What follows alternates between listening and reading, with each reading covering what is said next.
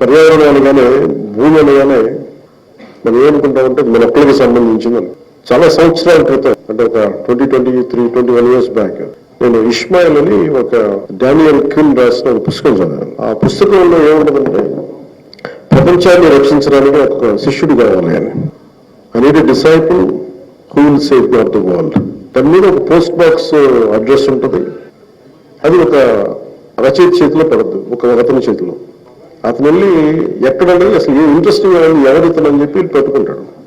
వెళ్తే ఒక మారుమూల మనుషులకి పెద్దంత మామూలు మనుషులు ఉండలేని చోట ఎక్కడో ఒక పాడుగురు బిల్డింగ్ లో ఉంటుంది అడ్రస్. వెళ్తే ఇక్కడ ఒకలాంటి జంతువు వాసన వస్తూ ఉంటుంది, మనుషులు ఉండే వాసన నివాసంలాగా అనిపించదు. అక్కడ ఒక పెద్ద గొదిలో కూర్చొని ఉంటుంది. ఆ గొదిలో అతనికి చెప్పే పాఠాలు, దాని సారాంశం ఏముంటుందంటే అంటే చాలా రిలవెంట్ దీనికి.